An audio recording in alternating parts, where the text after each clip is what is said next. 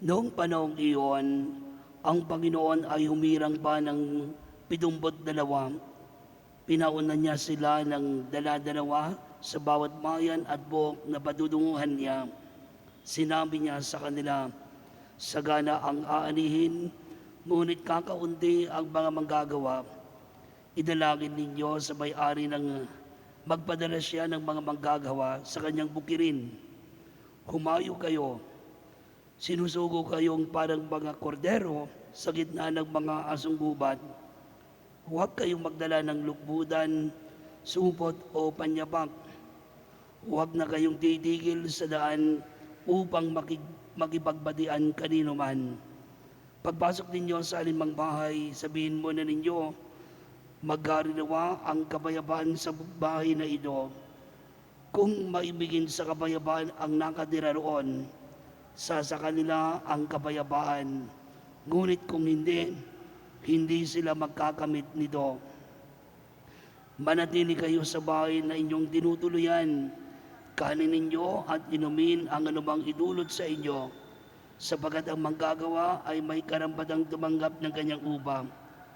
Huwag kayong magpapalibat-libat ng bahay. Kapag tinanggap kayo sa limang bayan, kanin ninyo ang anumang ihain sa inyo. Paggalingin ninyo ang mga may sakit doon at sabihin sa bayan, nalalapit na ang paghahari ng Diyos sa inyo.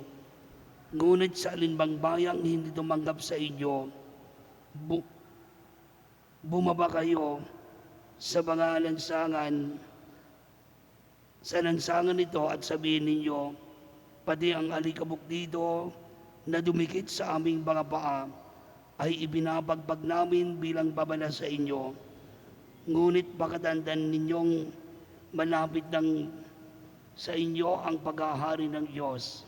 Sinasabi ko sa inyo, sa araw ng paghukom ay higit na mabigat ang kaparusahan ng mga tao sa bayang yaon kaysa dinanas ng mga taga-Sodoma. Mga kapatid, ang mabuting balita ng Panginoon. Pinupuri ka namin, Panginoong Hesukristo. Maliban sa 12 tinawag ni Jesus, and eventually hinirang niya bilang kanyang mga apostol, tumawag pa rin po siya ng 72 mga tagasunod niya. At katulad din ng mga apostol, sila'y hinubog niya at isinugo upang gawin ang kanilang misyon. Ang pagtawag ni Jesus sa 72, maliban sa 12, ay nangangahulugan na ang gawaing misyon ay para sa lahat ng mga tao. Kinakatawan ng 72 ito na tinawag ni Jesus ang tayong lahat, na tinawag din niya upang makibahagi at makiisa sa kanyang misyon. Evangelization ay para po sa lahat ng mga nabinyagan, lahat ng tumugon sa kanyang paanyaya. Pangalawa, ang paghirang ni Jesus sa 72 at sila po'y sinugo ni Jesus sa kanilang misyon ay nagpapahiwatig na ang evangelization ay tuloy-tuloy. Hindi lamang sa 12, kundi tayong lahat ay tinawag na magpahayag ng mabuting balita ng ating Panginoon. Ipahayag ang paghahari ng ating Panginoong Diyos. At ito ay dapat tuloy-tuloy na maipahayag sa lahat ng mga tao. Yan yung mission po nating lahat. Hindi lamang ito ipinagkatiwala sa 12 o sa sino bang tinawag.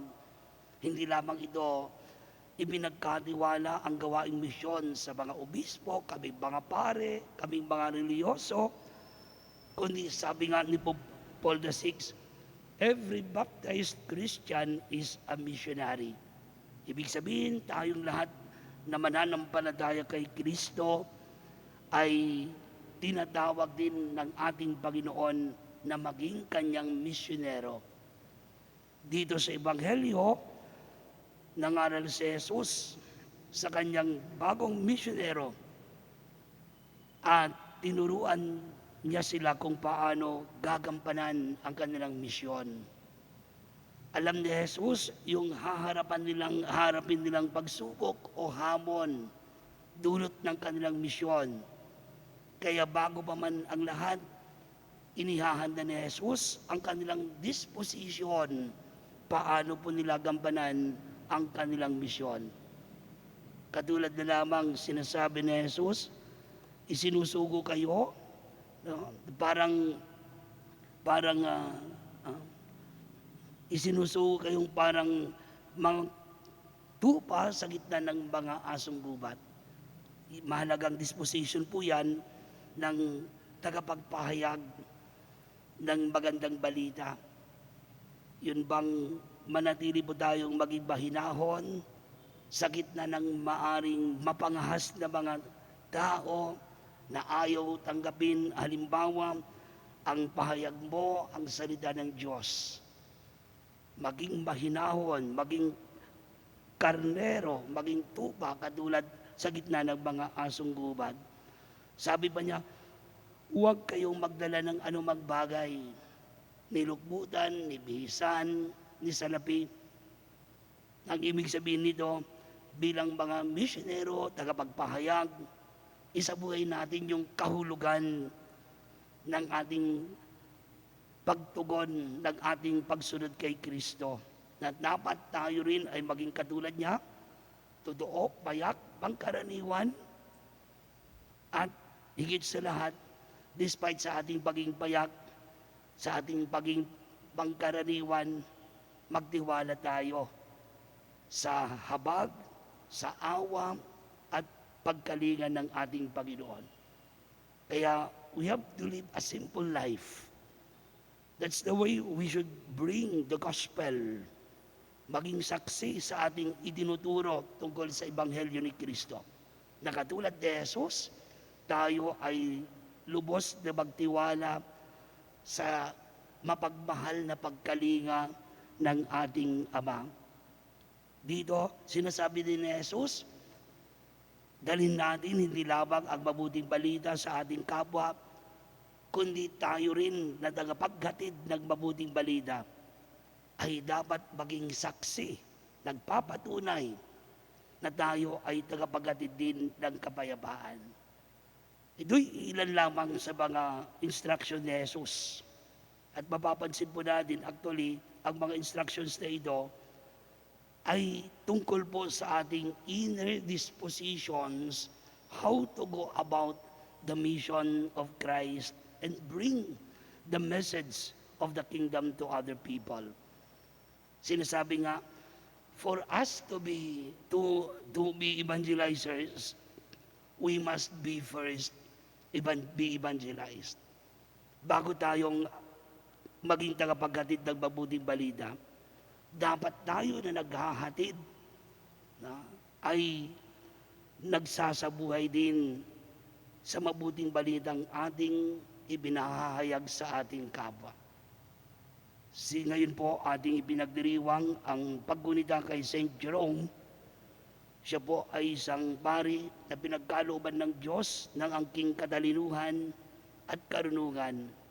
Isinaling niya po ang Biblia from Hebrew to Latin version ng ating Biblia. And mula po sa Latin version, the Vulgata, the Vulgate, doon po nagsimulang isalin sa iba't ibang wika sa buong mundo. Yan po yung paraan ni Saint Jerome na malalong maipahayag ang salita ng Diyos at ang paghahari ng ating Panginoong Diyos. Kaya po siya ay tinaguring isa sa mga pantas, one of the doctors of our church, because of his brilliance, intelligence, because of his wisdom. Tayong lahat ay may kakayang magpahayag at maghatid ng mabuting balita ng ating Panginoong Hesukristo sa ating kapwa.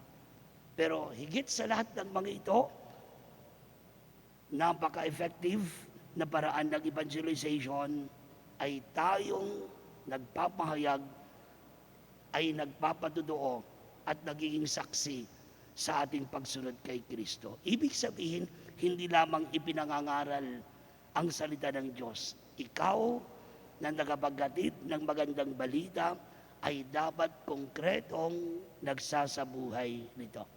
Yan yung kahulugan ng pagiging saksi at maging effective na misyonero ni Kristo. Amen.